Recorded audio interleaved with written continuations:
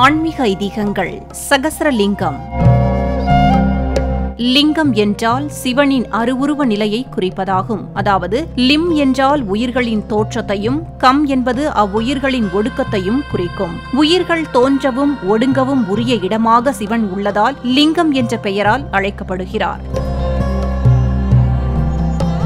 சிவாலயங்களில் கருவறையில் சிவபெருமான் லிங்க வடிவினராக காட்சியளிக்கிறார். அவற்றுள் ஒருமுகம் கொண்ட ஏகமுக லிங்கம், இருமுகங்கள் கொண்ட துவிமுக லிங்கம், 3 முகங்கள் கொண்ட திரிமுக லிங்கம், 4 முகங்கள் கொண்ட சதுர்முக லிங்கம், 5 முகங்கள் கொண்ட பஞ்சமுக லிங்கங்கள், சகஸ்ரலிங்கம், கோடி லிங்கம் என லிங்கங்கள் பலவகையாக அமைந்து காட்சியளிக்கின்றன. இதில் 1000 முகங்கள் கொண்ட சகஸ்ரலிங்கம் மிக மிக விசேஷமானவை. இதையே 1000 தாமரை போலும், 1000 சேவடி யானும், 1000 பொன்வரை போலும், 1000 தோளுடையானும், 1000 ஞாயிறு போலும், 1000 நீண்ட முடியானும், 1000 பேருகந்தானும், ஆரூர் அமர்ந்த அம்மானே என்கிறார் அப்பர் சுவாமிகள். அதாவது சிவபெருமான் 1000 கரங்களையும் 1000 திருவடிகளையும் 1000 முகங்களையும் உடையவர் என பாடுகிறார். இந்த சகஸ்ரலிங்கங்களில் உள்ள ஒவ்வொரு லிங்கத்திற்கும் ஒவ்வொரு பெயர் உண்டாம். முதலில் 1000 சிவனடியார்கள் மோட்சம் பெற்று லிங்க வடிவ ஈசனுடன் ஐக்கியமாக உருவானதே சகஸ்ரலிங்கம் என்கிறார்கள். இந்த சகஸ்ரலிங்கத்தில் ஆவுடையார் வடிவம் ஈசனையும், ஆவுடை திருமேனியில் காணும் லிங்க வடிவம் மோட்சம் பெற்ற சிவனடியார்களையும் குறிக்குமாம். ஐந்தெழுத்து மந்திரனை போற்றி பாடுவோம், அவன் திருவருளை அடைந்து ஆடி பாடுவோம்.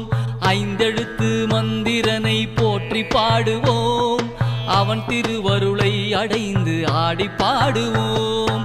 சிவனை நினைந்திருந்தால் துன்பம் தீருமே, சிவனை நினைந்திருந்தால் துன்பம் தீருமே.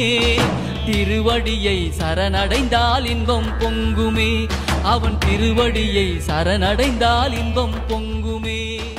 முதலில் ராமர் சகஸ்ரலிங்கம் அமைத்து வழிபட்டு கிடைத்த ஞானத்தின் மூலமாகவே அகத்தியரிடம் மந்திர உபதேசம் பெற்றாராம். அவரது வழிகாட்டுதலில் பாசுபத விரதம் இருந்து சிவதரிசனம் கண்டு சிவகீதையை பெற்று அதன் பின்னரே ராவணனை அழித்து சீதையை மீட்டார் என்றால் சகஸ்ரலிங்க வழிபாடு எத்தனை மகத்துவம் வாய்ந்தது என அறியலாம். அம்பிகை வேத சக்திகளை ஒன்று கூட்டி வேத நாயகனாக சகஸ்ரலிங்கமாக இறைவனை எழுந்தருள செய்திருந்தாலும் இந்த வேத சக்திகளை நேரடியாக பெறுதல் மனிதர்களுக்கு சாத்தியம் இல்லையாம். இதனால் திருக்கோயில்களில் பெரிய ஆவுடையுடன் எழுந்தருளியுள்ள சகஸ்ரலிங்க மூர்த்தியே வேத சக்தியை மூலவரிடம் இருந்து கிரகித்து பிரபஞ்சம் முழுவதும் வியாபிக்கச் செய்யும் அருள் பணியை மேற்கொண்டுள்ளார் என்பது தெய்வீக சித்த ரகசியமாக கூறப்படுகிறது. சகஸ்ரலிங்கம் உள்ள கருங்கல்லால் கட்டப்பட்ட பழமையான சிவாலயத்தினுள் சாதாரண நாளில் ஒருமுறை சிவாய நம, சிவாய சிவ, சிவ சிவ, நம சிவாய நம என்று ஜபித்தால் 1000 முறை ஜபித்த பலன் கிட்டுமாம்.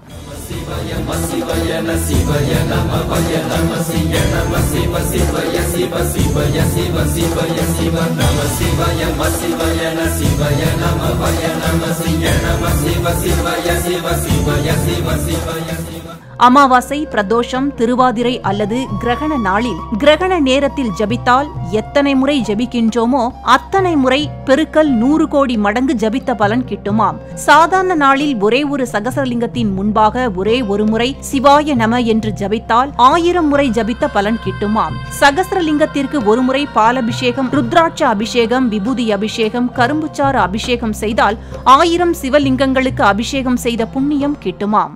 நேயர்களே, சகஸ்ரலிங்கத்திற்கு அபிஷேகம் செய்து வழிபட்டால் கண்ணோய், கண்களில் வரும் கேன்சர், கண் பார்வை மங்குதல், கண்கட்டிகள், கண் பார்வை குறைவு, இரத்த சோகை, தோல் நோய்கள், தீராத நோய்கள் எதுவாக இருந்தாலும் எளிதில் குணமாகுமாம். அதேபோல எப்போதும் வறுமை கோட்டிற்கு கீழேயே வாழ்பவர்கள் தங்கள் வாழ்க்கையில் ஒரு புதிய மாற்றத்தை காணவும் சகஸ்ரலிங்க அபிஷேகம் நல்ல பலன் கிட்டும் என்று கூறப்படுவதால் சகஸ்ரலிங்கத்திற்கு அபிஷேகம் செய்தும் பஞ்சாட்சர மந்திரத்தை ஜெபித்தும் சகல நன்மைகளையும் பெறுவோம், வளமுடன் வாழ்வோம். ஆன்மீக ஐதீகங்கள். சகஸ்ரலிங்கம்.